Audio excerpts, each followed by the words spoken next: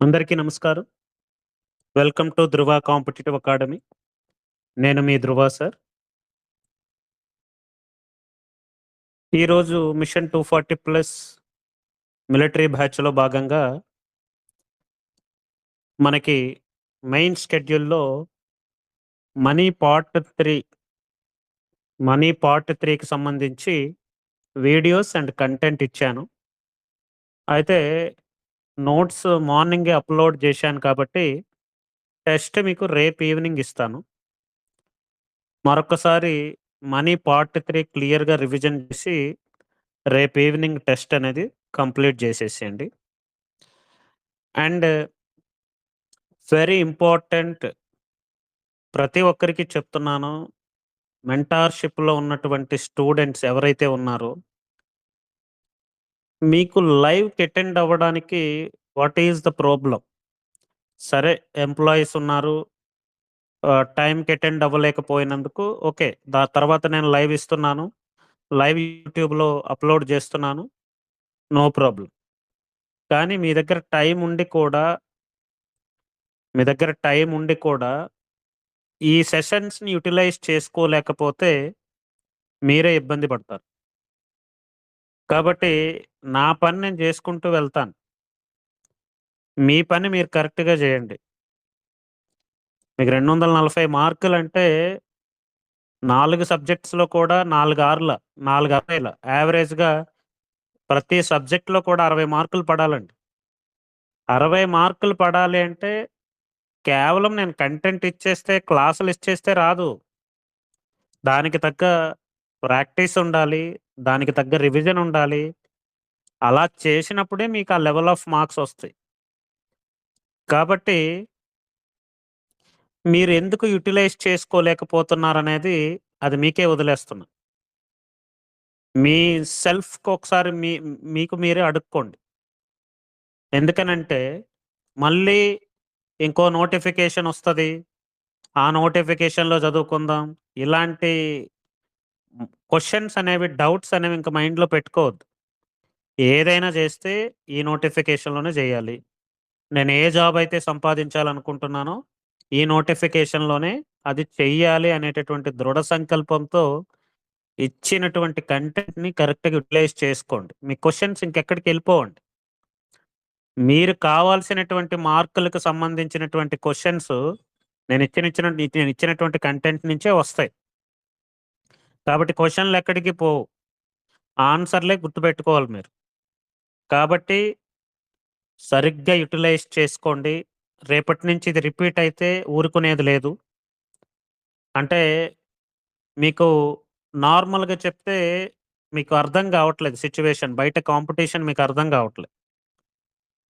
కాబట్టి మీకు నార్మల్‌గా ఏదో మాటలతో చెప్తే ఇంకా మీకు ఏంటంటే సిగ్గు రావట్లేదు.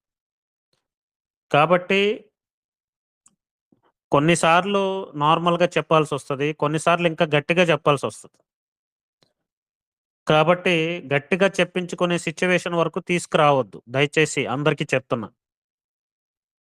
ఎందుకనంటే మీరొక లక్ష్యంతో పని జేసినప్పుడు దాన్ని ఫుల్‌ఫిల్ చేయండి. మీ యొక్క హార్డ్ వర్క్ ద్వారా. నేనేమైనా మీకు లోడ్స్ ఆఫ్ కంటెంట్ ఇచ్చేయట్లేదు కదా! డైలీ 100 పేజీలు చదవండి, 20 వీడియోలు వినండి అనేమి ఇవ్వట్లేదు. మినిమమ్ ఒక 6, 7 వీడియోలు ఇస్తున్నాను. దానికి సంబంధించి ఒక 10, 15 పేజీలు మెయిన్ కంటెంట్ ఇస్తున్నాను. ఒక 10 పేజీలు రివిజన్ కంటెంట్ ఇస్తున్నాను. ఒక టెస్ట్ ఇస్తున్నాను. అవి కంప్లీట్ చేయడానికి కూడా మీకు టైం సరిపోవట్లేదు. మిగతా అన్ని విషయాలకి మీ దగ్గర టైం ఉంటది. సినిమాలు చూడడానికి, షికారులు జేయడానికి, ప్రతి దానికి మీ దగ్గర టైం ఉంటది. కానీ ఇచ్చినటువంటి షెడ్యూల్స్ కంప్లీట్ జేయడానికి మాత్రం మీ దగ్గర టైం ఉండదు. గుర్తుపెట్టుకోండి. నా దగ్గర 5,000 మంది మెంటార్‌షిప్ తీసుకున్నా సరే, పోస్టులొచ్చేది వాడిచ్చేది 750. కాబట్టి ఆ 750లో మీరు ఉండాలి అనంటే నార్మల్ ప్రిపరేషన్ అనేది సరిపోదు.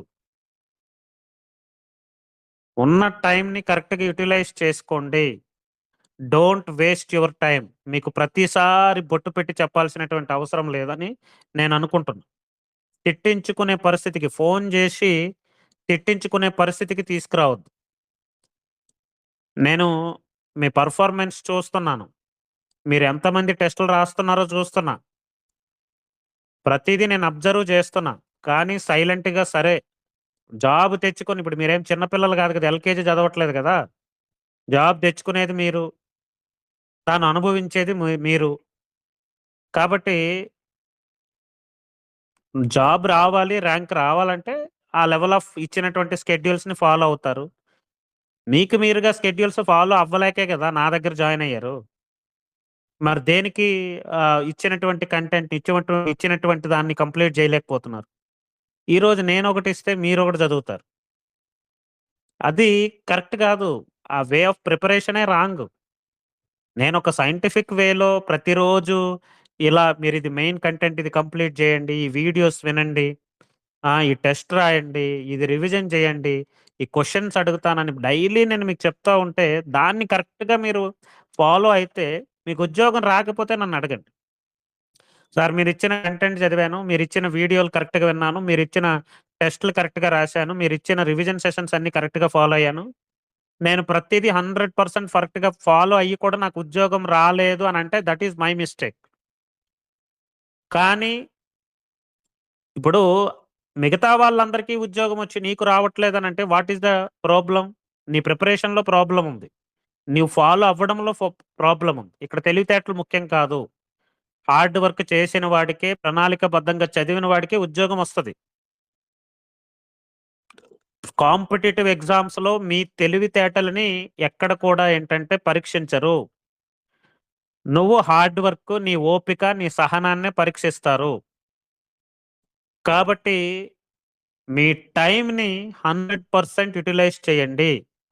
ప్రతిరోజు నేను మీకు బొట్టు పెట్టి చెప్పడం అనేది ఇంక నుంచి ఉండదు. ఇంక తాట తీయాల్సినటువంటి టైమొచ్చింది.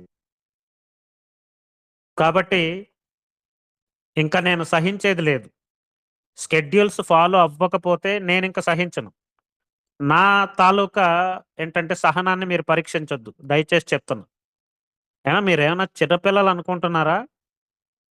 ప్రతిరోజు చదవండి, చదవండి, చదవండి. మోటివేషన్ ఇస్తేనే చదువుతారా మీరు? మోటివేషన్ ఈస్ జస్ట్ తాత్కాలికం. కన్సిస్టెన్సీ, డిసిప్లైనే మీకు పర్మనెంట్‌గా ఉద్యోగం తీసి పెట్టబడతది. ఎన్ని వందల పుస్తకాలు చదివి మిమ్మల్ని మోటివేట్ చేసినా సరే మీకు ఉద్యోగాలు రావు. మీరు పుస్తకాల మీద కూర్చొని చదివితేనే మీకు ఉద్యోగం వస్తది. ఒకటి గుర్తుపెట్టుకోండి. లాస్ట్ టైమ్ 230 దాటిన మన స్టూడెంట్స్ ఎవరు మీకంటే పెద్ద తోపులేం గాదు. వాళ్ళు ఒక ప్రణాళికాబద్ధంగా, ఒక సిన్సియర్‌గా, ఏంటంటే ఒక డెడికేటెడ్‌గా చివరి వరకు ఉన్నారు కాబట్టి ఆ మార్కులు సాధించగలిగారు. కాబట్టి ఇక్కడి నుంచి నేను మీకు చెప్తున్నాను. డైలీ స్కెడ్యూల్స్ అనేవి 100% ఫాలో అవ్వాల్సిందే. నాకు ఈవినింగ్ టైమ్‌కి రిపోర్ట్ చేయాల్సిందే. లేకపోతే నేను ఊరుకునేది లేదు. నేను మీకు చెప్తున్నాను. నా స నేను చేస్తున్నటువంటి హార్డ్ వర్క్‌ని మీరు వృధా చేయొద్దు. దయచేసి చెప్తున్నా. ప్రతి ఒక్కరికి చెప్తున్నా.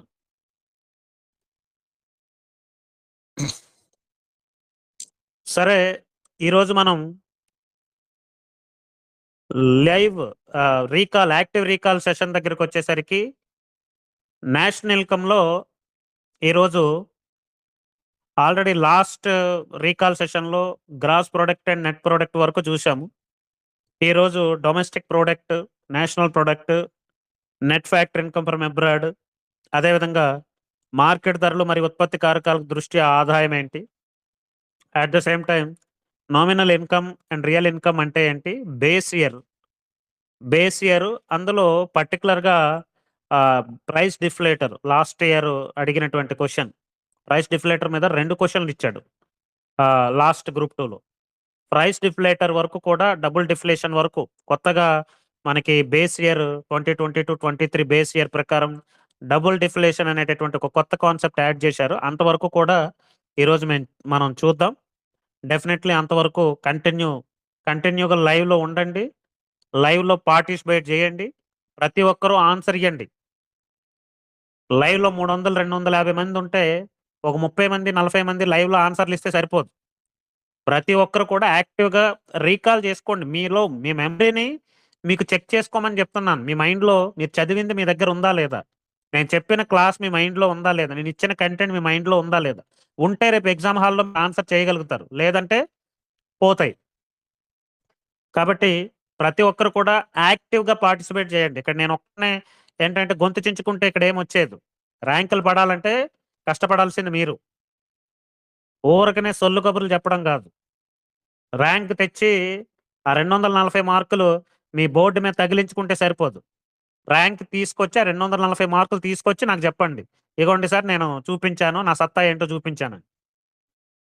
ఊరకనే పోస్టర్‌లేసుకుంటే 240 మార్కులు రావాలని పోస్టర్‌లేసుకుంటే మీకేమి ఉద్యోగాలు రావు. దానికి తగ్గట్టు మీరు కష్టపడితేనే వస్తది. ఇక్కడి నుంచి ఊరుకునేది లేదు.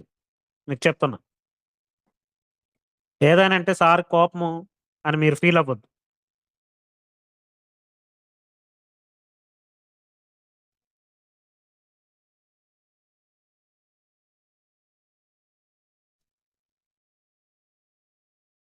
ఓకేనండి. మనం ఈరోజు లైవ్ సెషన్ యాక్టివ్ రీకాల్ సెషన్‌లోకి స్టార్ట్ చేద్దాం. ఓకేనా? Are you ready?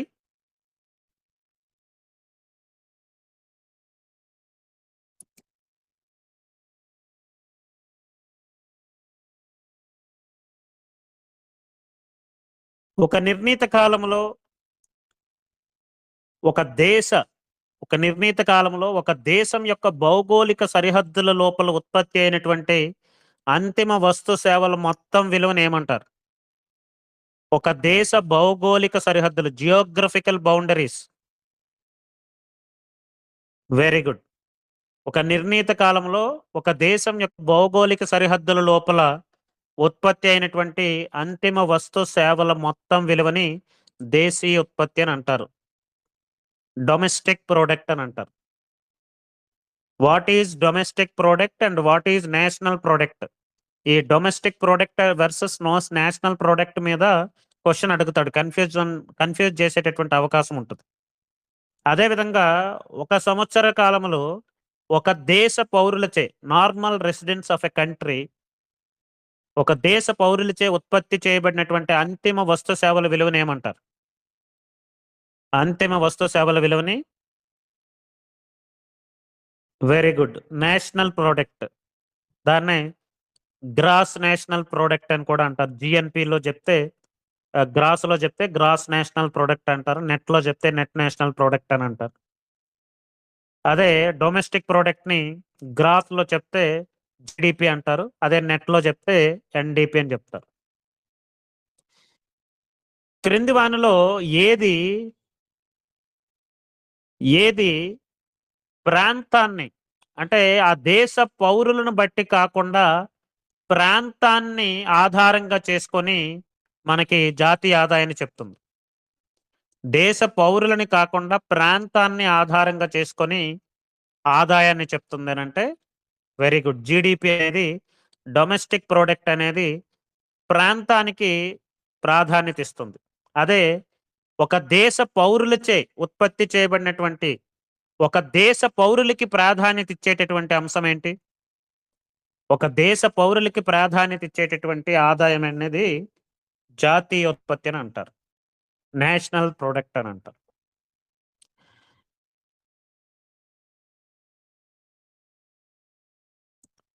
National ప్రొడక్ట్‌కి and domestic ప్రొడక్ట్‌కి ఈ రెండింటి మధ్య రిలేషన్ చెప్తూ ఫార్ములా చెప్పండి.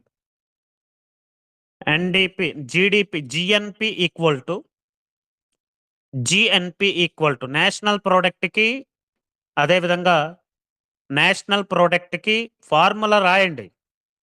అక్కడ క్లియర్‌గా ఫార్ములా రాయండి. నేషనల్ ప్రొడక్ట్‌కి అదే విధంగా డొమెస్టిక్ ప్రొడక్ట్‌కి మధ్య రిలేషన్ చెప్పేటటువంటి ఫార్ములా క్లియర్‌గా రాయండి. జీఎన్‌పీ ఈక్వల్ టు లేదా national product equal to very good. Domestic product plus NFIA. ఎవరమ్మా GNP equal to GDP minus depreciation రాశారు? జీడిపికి జిఎన్పికి మధ్య రిలేషన్కి ఉన్న ఒకే ఒక్క తేడా ఇప్పుడే చెప్పుకున్నాం కదా.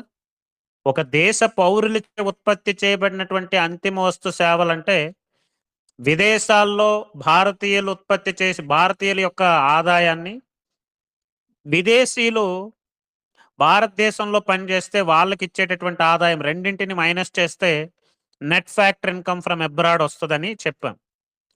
Okay, GNP equal to GDP plus NFIA. Very good. ఇప్పుడు ఎన్ఎఫ్ఐఏని బేస్ చేసుకొని జీడిపికి ఫార్ములా చెప్పండి. జీడిపి ఈక్వల్ టు జీడిపికి జిఎన్పికి ఎన్ఎఫ్ఐఏకి మధ్య రిలేషన్లో GDP equal to very good GNP minus NFIA. ఒకటే ఫార్ములా, దాన్ని మల్టిపుల్గా మీరేం చేయాలి, డిరైవ్ చేసుకోవాలి. GDP equal to GNP minus NFIA. Very good.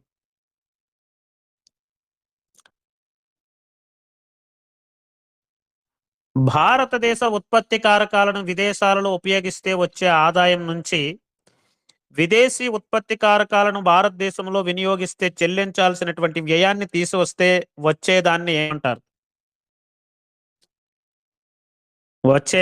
ఏమంటారు? ఎన్ఎఫ్ఐఏ. ఎన్ఎఫ్ఐఏకి ఫుల్ ఫామ్ చెప్పండి. ఎన్ఎఫ్ఐఏకి ఫుల్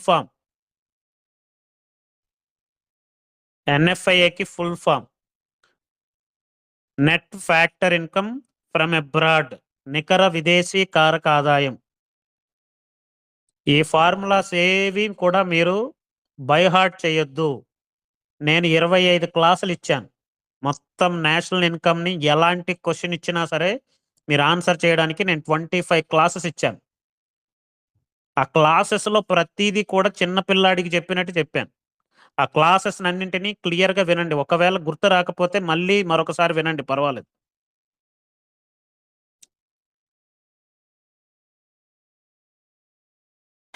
ఎన్ఎఫ్ఐఏకి ఫార్ములా చెప్పండి. ఎన్ఎఫ్ఐఏకి formula NFIA equal to X minus M. అది కూడా చెప్పొచ్చు. NFI equal to GNP minus GDP, అది కూడా చెప్పొచ్చు. వెరీ గుడ్, అది కూడా చెప్పొచ్చు. జనరల్ ఫార్ములా ఇప్పుడు మనం చెప్పుకున్నటువంటి ఎక్స్ మైనస్ ఎం ఫార్ములా కూడా జనరల్ ఫార్ములా. ఎక్స్ అంటే మనకొచ్చింది, ఎం అంటే స్వదేశీయులు విదేశాల్లో సంపాదించేది ఎక్స్, విదేశీయులు మన దేశంలో సంపాదించేది ఎం. అందుకే NFI equal to X minus M. N అంటే నెట్ కాబట్టి net factor income from abroad అని అంటారు. లేదా ఎన్ఎఫ్ఐకి ఆర్ మైనస్ పి అని కూడా చెప్పొచ్చు. Received income minus payment income, or minus P అని కూడా చెప్పొచ్చు. ఇప్పుడు జీడిపి జిఎన్పి రెండు ఇస్తే ఎన్ఎఫ్ఐ ఫార్ములా చెప్పండి.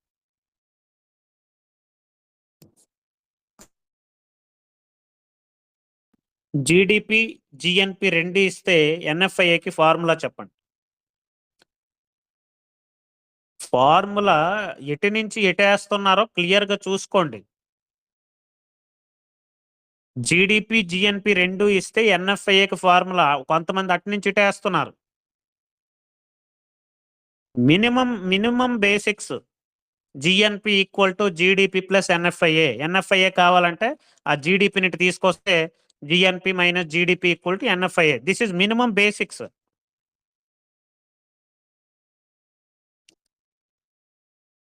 NFI equal to GNP minus GDP. Very good.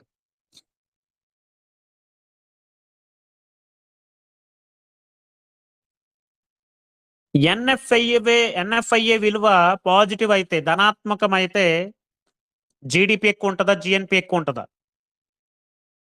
NFIA విలువ పాజిటివ్ అయితే జీడిపి ఎక్కువ ఉంటుందా, జిఎన్పి ఎక్కువ ఉంటుందా?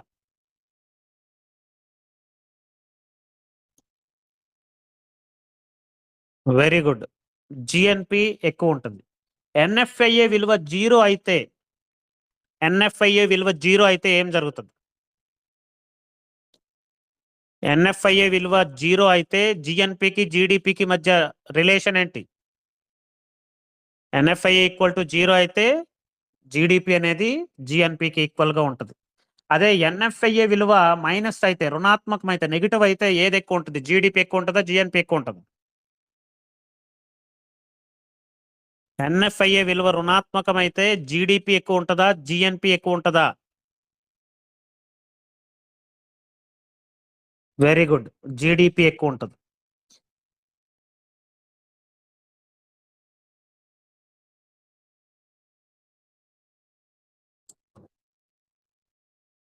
మార్కెట్ ధరల్లో ఆదాయానికి, ఉత్పత్తి కారకాల ఖరీదు దృష్టి ఆదాయానికి మధ్య ఉన్నటువంటి రిలేషన్షిప్ కి సంబంధించినటువంటి ఫార్ములా డిరైవ్ చేసి రాయండి.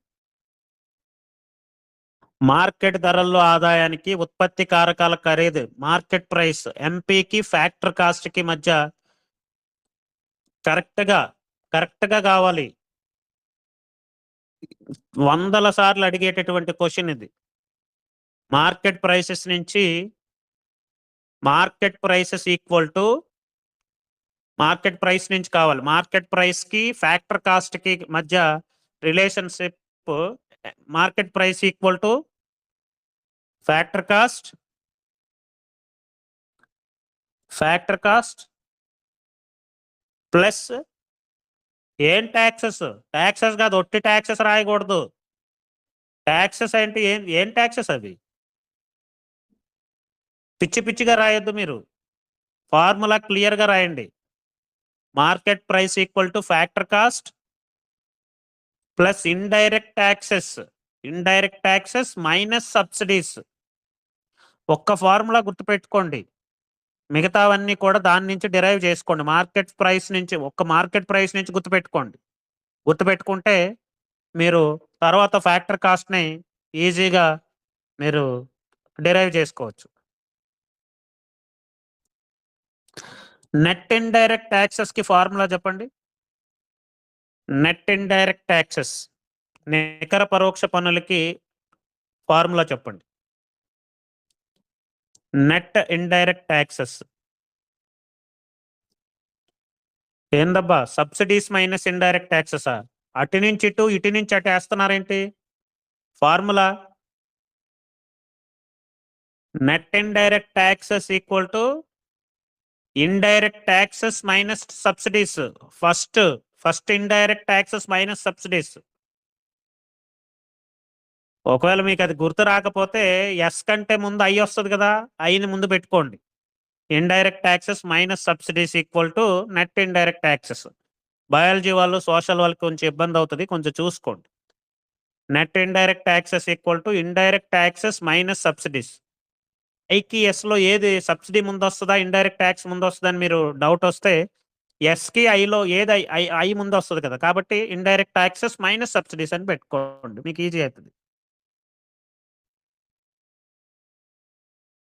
ఇప్పుడు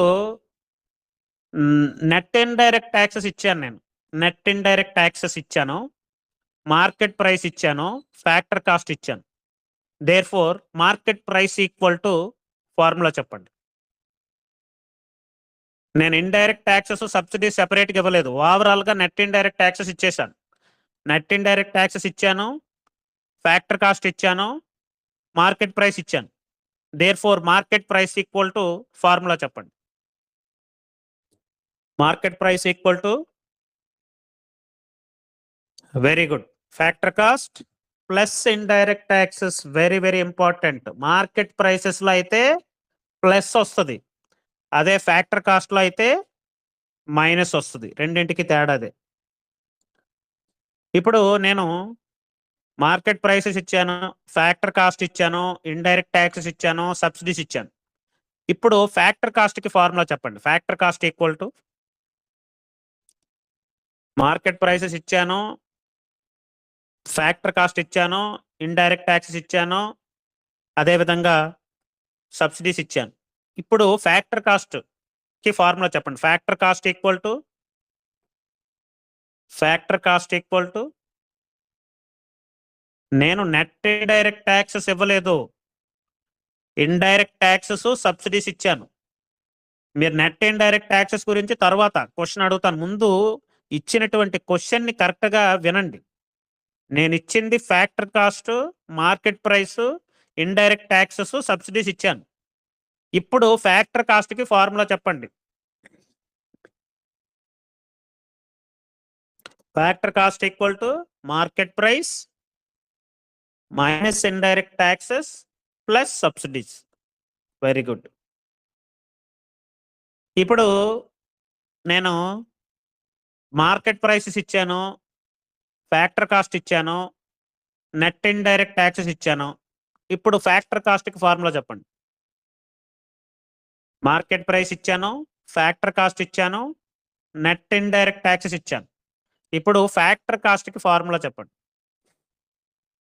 factor cost equal to market prices minus indirect taxes. Very good. Factor cost equal to minus market prices minus indirect taxes.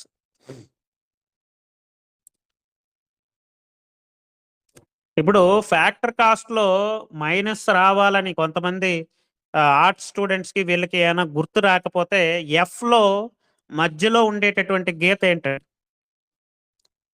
ఎఫ్లో మధ్యలో ఉండేటటువంటి గీత ఏంటి? మైనస్సే కదా. ఎఫ్ ఆల్ఫాబెటిక్లో మధ్యలో ఉన్న గీత ఏంటి? మైనస్ కదా. కాబట్టి factor cost equal to MP minus indirect plus taxes. కాబట్టి ఎఫ్లో మధ్యలో మనకి మైనస్ ఉంది కదా, కాబట్టి ఆ మైనస్ని అక్కడ వాడుకోండి. సింపుల్గా మీకు ఒకవేళ ఆర్ట్స్ బయాలజీ స్టూడెంట్స్ మీకు గుర్తు లేకపోతే నేను చెప్పిన ఈ బట్ట గుర్తులు బట్టి కూడా మీరు ఈజీగా చేసుకోవచ్చు. అర్థమైందా? Very good. ఇప్పుడు క్వశ్చన్ రాసుకోండి. ఫ్యాక్టర్ కాస్ట్లో ఆదాయం ఈక్వల్ టు 100 crores. ఫ్యాక్టర్ కాస్ట్లో ఆదాయం ఈక్వల్ టు 100 crores. రాసుకోండి, క్వశ్చన్ రాసుకోండి. ఫ్యాక్టర్ కాస్ట్లో ఆదాయం equal to 100 crores. Indirect subsidies equal to 10 crores. Indirect subsidies equal to 10 crores. Sorry, indirect taxes equal to 10 crores. Subsidies equal to 5 crores. 100 crores ఏమో factor cost ఆదాయం, indirect subsidies indirect taxes ఏమో 10 crores, subsidies ఏమో 5 crores. ఇప్పుడు market ప్రైస్లో ఆదాయాన్ని లెక్క కట్టండి. Market ప్రైస్లో ఆదాయాన్ని లెక్క కట్టండి. ఏం ఫార్ములా వేయడానికి ఎందుకు? ఫార్ములా క్లియర్గా వేయండి. 100, నేను మార్కెట్ ప్రైస్లో అడిగాను కదా, ఫ్యాక్టర్ కాస్ట్ ఎంత? 100. 100 ప్లస్ మార్కెట్ ప్రైస్లో కాబట్టి సబ్సిడీస్ని అదే ట్యాక్సెస్ని కలపాలి, ఇండైరెక్ట్ ట్యాక్సెస్ని కలపాలి. 100 ప్లస్ 5, 100 ప్లస్ 10 మైనస్ సబ్సిడీస్ తీసేయాలి కదా, -5. అప్పుడు ఎంత అవుతుంది? 100 plus 10, 110 minus 5 equal to 105 crores. Very good. 105 crores. Very good. Okay, నేను నెక్స్ట్ ఇంకో క్వశ్చన్ ఇస్తున్నాను, రాసుకోండి. Market price equal to sorry factor cost equal to 150 crores. Factor cost equal to 150 crores and net indirect subsidies equal to 50 crores. Net indirect subsidies equal to 50 crores. ఇప్పుడు market ప్రైసెస్లో ఆదాయాన్ని లెక్కట్టండి. Market ప్రైస్లో ఆదాయాన్ని లెక్క కట్టండి. ఏందమ్మా 100 కోట్లు ఎలా వచ్చింది? మార్కెట్ ప్రైస్లు అడిగాను. మార్కెట్ ప్రైసెస్ నేను అడిగింది మార్కెట్ ప్రైసెస్లో. నేను ఇచ్చింది ఫ్యాక్టర్ కాస్ట్లో 150 కోట్లు, అదేవిధంగా 50 కోట్లు నెట్ ఇండైరెక్ట్ ట్యాక్సెస్ అని చెప్పాను. ఇప్పుడు ఫార్ములా ఏంటి? Market prices equal to factor cost plus net indirect taxes. అప్పుడు ఏమవుతుంది? 150 ప్లస్ 50 ఈక్వల్ టు 200 అవుతుంది. Very good.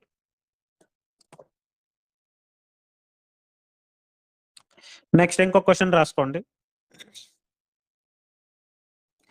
మార్కెట్ ప్రైస్లో ఆదాయం ఈక్వల్ టు 175 crores. మార్కెట్ ప్రైస్లో ఆదాయం ఈక్వల్ టు 175 crores.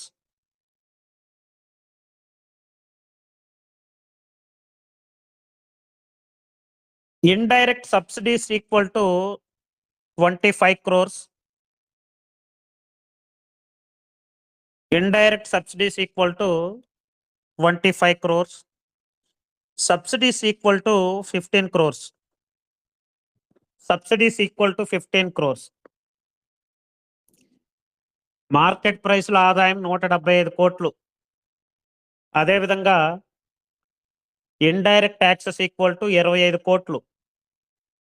అదేవిధంగా సబ్సిడీస్ ఈక్వల్ టు 15 కోట్లు. అయితే ఫ్యాక్టర్ కాస్ట్లో ఆదాయం ఎంత? ఫ్యాక్టర్ కాస్ట్లో ఆదాయం ఎంత? ఫ్యాక్టర్ కాస్ట్లో ఆదాయం ఎంత? ఏంది సింపుల్ మ్యాథమెటిక్స్ కూడా చెయ్యట్లేదు మీరు. 175 factor cost equal to market price minus indirect taxes plus subsidies. అంటే 175 మైనస్ 25 ప్లస్ 15 మొత్తం ఎంత వస్తుంది? 165 crores వస్తుంది. 185 ఎలా వచ్చింది జనాలకి? 165 crores is correct answer. 165 crores is correct answer. Very good. తర్వాత నెక్స్ట్ ఇంకొక క్వశ్చన్. మార్కెట్ ప్రైస్లో ఆదాయము equal to 295 crores. 295 crores. Market ప్రైస్లో ఆదాయం equal to 295 crores. Indirect subsidies equal to 75 crores. Market ప్రైస్లో ఆదాయం equal to 295 crores. Indirect subsidies equal to 75 crores.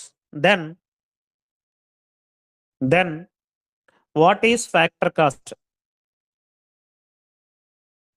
Factor కాస్ట్లో ఆదాయం ఎంత?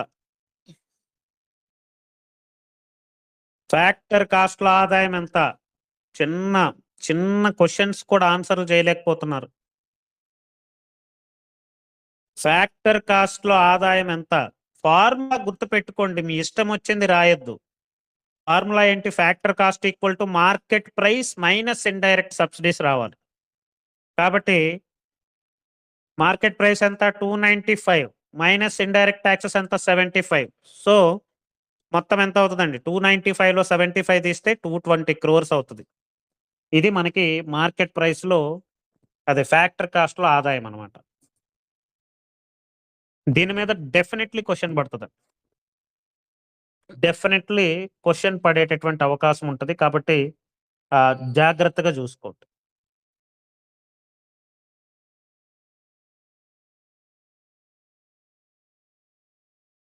నెట్ ఇండైరెక్ట్ ట్యాక్సెస్ జీరో అయితే, నెట్ ఇండైరెక్ట్ ట్యాక్సెస్ జీరో అయితే ఏమవుతుంది? మార్కెట్ ప్రైస్ కి ఫ్యాక్టర్ కాస్ట్ కి మధ్య రిలేషన్ ఏమవుతుంది? Net indirect taxes equal to zero. అప్పుడు మార్కెట్ ప్రైస్ కి ఫ్యాక్టర్ కాస్ట్ కి మధ్య రిలేషన్ ఏంటి? మార్కెట్ ప్రైస్ లో ఆదాయం ఈక్వల్ టు ఫ్యాక్టర్ కాస్ట్ లో ఆదాయం. Very good. సింపుల్ గా మీరు ఏంటంటే అందులో సబ్స్టిట్యూట్ చేయండి. నెట్ ఇండైరెక్ట్ ట్యాక్సెస్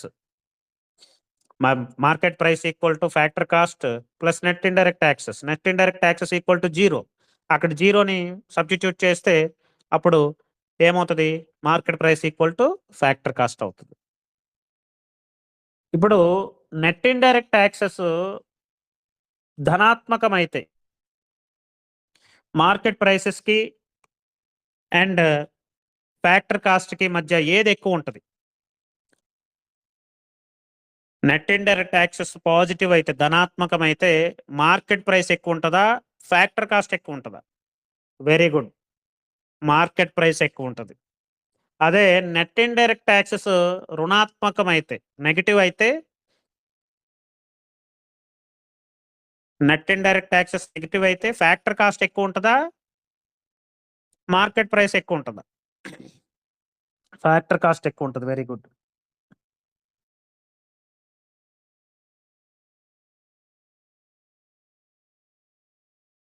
ఒక సంవత్సర కాలంలో ఉత్పత్తి అయిన వస్తువులు మరియు సేవల విలువను ఆ సంవత్సరములో ఉన్న ప్రస్తుత మార్కెట్ ధరలలో లెక్కిస్తే దాన్ని ఏ ఆదాయం అంటారు?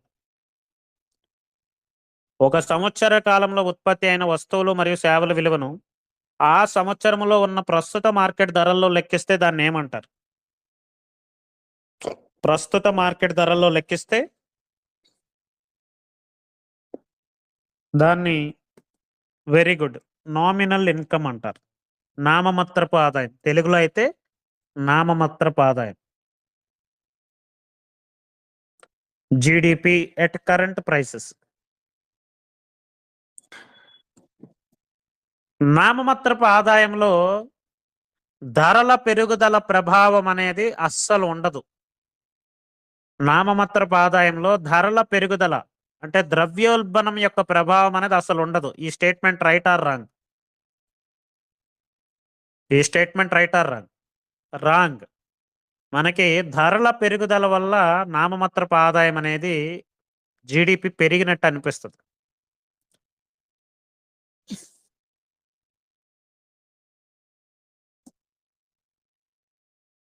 నామమాత్రపు ఆదాయం దేశ ఆర్థిక వ్యవస్థ యొక్క నిజమైనటువంటి వృద్ధి రేటును చూపిస్తుంది. ఈ స్టేట్మెంట్ రైట్ ఆర్ రాంగ్?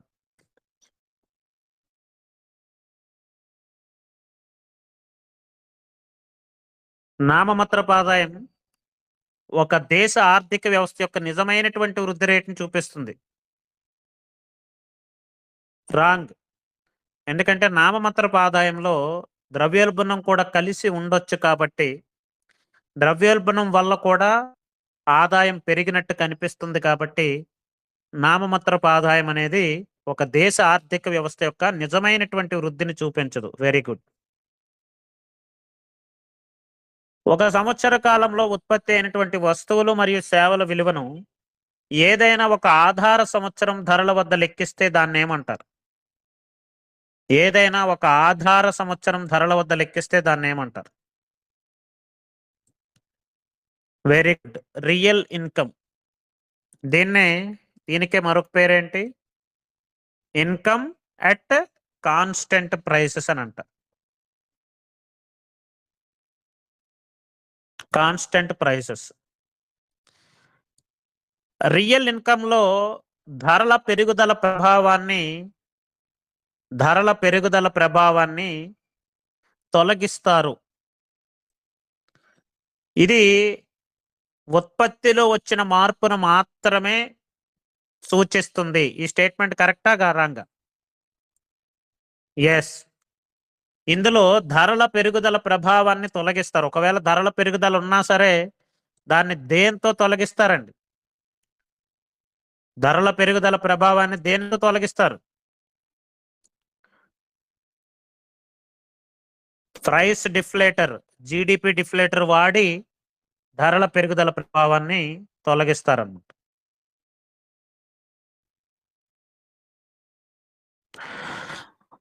ఏదైనా ఒక ఆధార సంవత్సరాన్ని ఆధారంగా తీసుకొని ఆ సంవత్సర ధరలలో ఆదాయాన్ని లెక్కిస్తే దాన్ని ఏమంటారు? ఆధార సంవత్సరంలో ధరలు లెక్కిస్తే దాన్ని ఏమంటారు? Real income. Very good. Real income.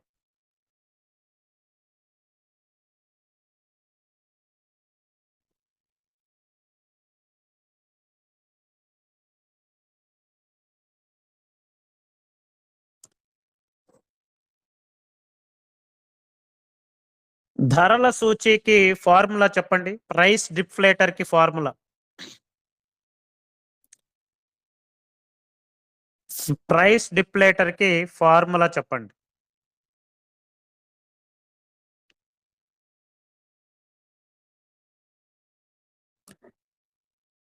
Price deflator last year ఇచ్చినటువంటి క్వశ్చన్ ఇదే. నామినల్ మైనస్ రియల్ ఇన్‌కమ్ ఎవరమ్మది? ప్రైస్ డిఫ్లేటర్ లాస్ట్ టైం ఇచ్చినటువంటి క్వశ్చన్ ఇదే. లాస్ట్ గ్రూప్ 2లో ఇచ్చినటువంటి క్వశ్చన్.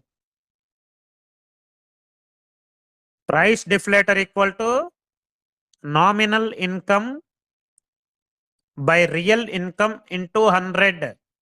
దీనికి బండ గుర్తు కూడా ఒకవేళ గుర్తు లేకపోతే చెప్పాను. నామినల్లో పైన ఎన్ ఉంటది, రియల్లో కింద ఆర్ ఉంటది. ఎన్ కంటే ముందు ఆర్ కంటే ముందు ఎన్ వస్తుంది కాబట్టి పైన ఎన్ వేసుకోండి, కింద ఆర్ వేసుకోండి. నామినల్ బై రియల్ ఇంటూ 100 వేస్తే ప్రైస్ డిఫ్లేటర్ వస్తుంది.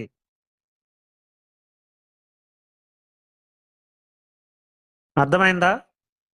బయాలజీ స్టూడెంట్స్ ఒకవేళ ఆర్ట్స్ స్టూడెంట్స్ గుర్తు లేకపోతే ఫార్ములాని కన్ఫ్యూజ్ అవ్వద్దు. కన్ఫ్యూజ్ అవ్వకుండా పైన నామినల్ ఇన్కమ్ వేయండి, కిందేమో రియల్ ఇన్కమ్ వేయండి. నామినల్ బై రియల్ ఆల్ఫాబెటికల్లో ఎన్ ముందు వస్తుంది కాబట్టి దాన్ని ఎన్ పైన వేయండి, ఎన్ బై ఆర్ ఇంటూ 100. లేదా తెలుగులో చెప్తే ప్రస్తుత ధరలలో ఆదాయం బై స్థిర ధరల్లో ఆదాయం ఇంటూ 100. ప్రస్తుత ధరల్లో కూడా ఇది కూడా ఇక్కడ కూడా మనకి పైన రావాలి, పా వస్తుంది, కిందేమో స్థిర ధరలు సా వస్తుంది. సా కంటే ముందు పా వస్తుంది కాబట్టి పైన ప్రస్తుత ధరల ఆదాయం వేయండి, కింద స్థిర ధరల ఆదాయం ఇంటూ 100 వేయండి. ఎవరికైనా గుర్తు లేకపోతే ఆ విధంగా గుర్తు పెట్టుకోండి. ఇది మీకు కరెక్ట్ గా గుర్తుంటే ఎగ్జామ్ వరకు ఇంక మరి మర్చిపోరు, మీరు కన్ఫ్యూజ్ అవ్వరు.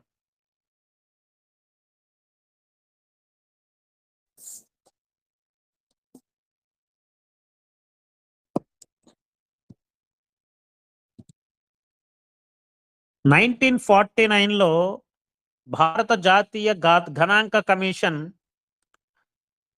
ఆధార సంవత్సరాలను ప్రతి ఎన్నేళ్లకు ఒకసారి నవీకరించాలి, అప్డేట్ చేయాలని సూచించింది. బేస్ ఇయర్ ని ఎన్ని సంవత్సరాలకు ఒకసారి అప్డేట్ చేయాలని సూచించింది?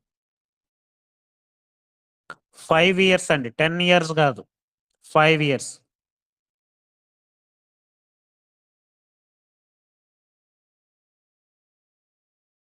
ప్రస్తుతం బేస్ ఇయర్ ఏంటండి? ప్రస్తుతం బేస్ ఇయర్, ప్రస్తుతం 2026లో బేస్ ఇయర్ గా ఏ సంవత్సరాన్ని వాడుతున్నాం? కొత్త బేస్ ఇయర్, కొత్త బేస్ ఇయర్. ఈసారి డెఫినెట్లీ కొత్త బేస్ ఇయర్స్ మీద డెఫినెట్లీ క్వశ్చన్ పడుతుందండి. కొత్త బేస్ ఇయర్ మీద డెఫినెట్లీ క్వశ్చన్ పడుతుంది. 2022-23 వెరీ గుడ్. కొంతమంది 23-24 రాస్తున్నారు, 22-23 అండి. 22-23.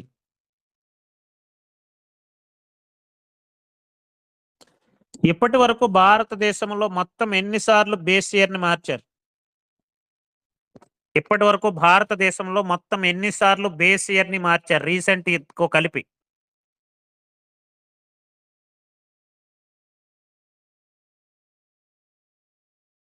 8 సార్లు బేస్ ఇయర్ ని మార్చడం జరిగింది. ఆల్రెడీ ప్రీవియస్ గా అడిగినటువంటి క్వశ్చన్ అండి. భారతదేశంలో ఉపయోగించినటువంటి మొట్టమొదటి బేస్ ఇయర్ ఏంటి? భారతదేశంలో ఉపయోగించినటువంటి మొట్టమొదటి బేస్ ఇయర్.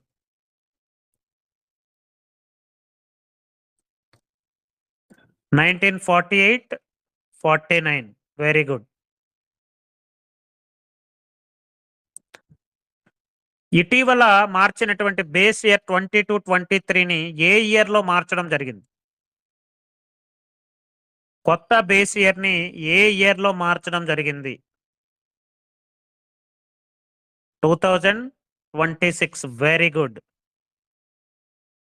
2026 డేట్ తో సహా గుర్తుపెట్టుకోండి, February 27th. 2011-12 బేస్ ఇయర్ ని ఏ ఇయర్ లో మార్చారు? 2011-12 బేస్ ఇయర్ ని ఏ సంవత్సరం నుంచి అమల్లోకి వచ్చింది? 2011-12 బేస్ ఇయర్. 2011-12 బేస్ ఇయర్ ఏ ఇయర్ నుంచి అమల్లోకి వచ్చిందండి? 2015 వెరీ గుడ్.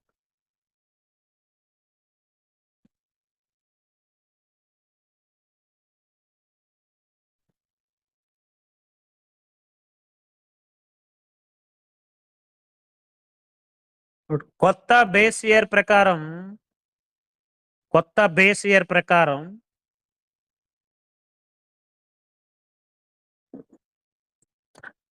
ఇప్పుడు 2022-23కి మార్చారు కదా.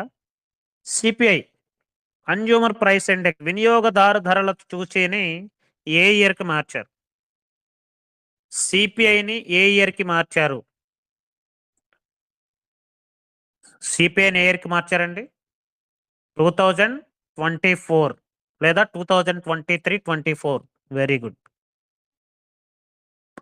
ఇండెక్స్ ఆఫ్ ఇండస్ట్రియల్ ప్రొడక్షన్ కొత్త బేస్ ఇయర్, ఐఐపి యొక్క కొత్త బేస్ ఇయర్ ఏంటి? ఇండెక్స్ ఆఫ్ ఇండస్ట్రియల్ ప్రొడక్షన్ పారిశ్రామిక ఉత్పత్తి సూచి యొక్క కొత్త బేస్ ఇయర్ ఏంటి? కొత్త బేస్ ఇయర్ 2022-23. జీడిపికి ఐఐపికి రెండింటికి బేస్ ఇయర్ ఏంటండి? జీడిపికి ఐఐపికి రెండింటికి బేస్ ఇయర్ 2022-23. జీడిపిలోనూ కూడా చివరి పి వచ్చింది, ఐఐపిలో కూడా చివరి పి వచ్చింది. చూసుకోండి, మీకు ఈజీగా గుర్తుపెట్టుకోవడానికి. జీడిపిలో చివరి పి వచ్చింది, ఐఐపిలో చివరి పి వచ్చింది. రెండు చివర్ల పి ఉన్నవి ఈక్వల్ అనమాట 2022-23. ఇంకొన్నది సిపిఐ కాబట్టి సిపిఐ బేస్ ఇయర్ ఏమో 2023-24 లేదా 2024. ఈసారి మ్యాక్సిమం అడగడానికి అవకాశం ఉన్నటువంటి ఏరియా అండి. జీడిపి, సిపిఐ అండ్ ఐఐపి ఈ మూడింటి యొక్క బేస్ ఇయర్ చేంజెస్ అనేవి ఈసారి అడగడానికి హైయెస్ట్ స్కోప్ ఉన్నటువంటి ఏరియా కాబట్టి బాగా గుర్తుపెట్టుకోండి, కన్ఫ్యూజ్ అయిపోవద్దు, బాగా రివిజన్ చేయండి వీటిని. తర్వాత ఐఐపికి బేస్ ఇయర్ గతంలో ఏముండేది? ఐఐపికి బేస్ ఇయర్ గతంలో ఏముండేది? గతంలో ఐఐపి బేస్ ఇయర్ ఎంత? సేమ్ 2011-12. ఐఐపి జీడిపి ఒకటే. జీడిపికి లాస్ట్ బేస్ ఇయర్ 2011-12, ఐఐపికి 2011-12. అదే సిపిఐకి గతంలో ఏ బేస్ ఇయర్ ఉండేది? CPI base year 2012. Very good. ఇప్పుడు కొత్త బేస్ ఇయర్ లో చాలా కొత్త ఆఫ్టర్ కోవిడ్ తర్వాత చాలా కొత్త చేంజెస్ తీసుకొచ్చారు. ఆ కొత్త చేంజెస్ అన్ని కూడా నేను మీకు చాలా క్లియర్ గా డేటాలో మీకు ఇచ్చాను. ఈ చేంజెస్ అన్ని కూడా కొత్త base year, house hold sector estimates add చేశారు, మ్యానుఫ్యాక్చరింగ్ అండ్ సర్వీస్ సెక్టార్లో జిఎస్టీని విస్తృతంగా యూజ్ చేశారు, రవాణా రంగంలో ఈ వాహనం and very important double deflator. ఈసారి డబుల్ డిఫ్లేటర్ అనేటటువంటి దాన్ని కొత్తగా యాడ్ చేశారు. గతంలో సింగిల్ డిఫ్లేషన్ వాడేవారు, ఇప్పుడు కొత్త డబుల్ డిఫ్లేటర్ వాడుతున్నారు. This is very important. ఈసారి డబుల్ డిఫ్లేషన్ మీద క్వశ్చన్ అడిగేటటువంటి అవకాశం ఉంటుంది, జాగ్రత్తగా చూసుకోండి. డబుల్ డిఫ్లేషన్ మీద ఇన్ డెప్త్ అనాలిసిస్ మీకు మంచి వీడియో నేను మీకు చేశాను మనకి కంటెంట్లో. ఆ వీడియో మీకు అర్థం కాకపోతే మరొకసారి వినండి. డబుల్ డిఫ్లేటర్ వెరీ ఇంపార్టెంట్ ఈసారి. ఓకేనా? Remaining price deflator and double deflation ఇది ఒక్కటి మిగిలింది కదా, రేపు దీంతో కలుపుకొని నేను మీకు ఇస్తాను. ఇండియన్ ఎకానమీ కాబట్టి మరీ ఎక్కువ అయినా సరే మీకు ఏంటంటే కొంచెం హీట్ ఎక్కువైపోతుంది. ఒక 1 అవర్ మీకు సరిపోతుంది ఇప్పుడు ఉన్నటువంటి ప్రజెంట్ సిచ్యువేషన్లో.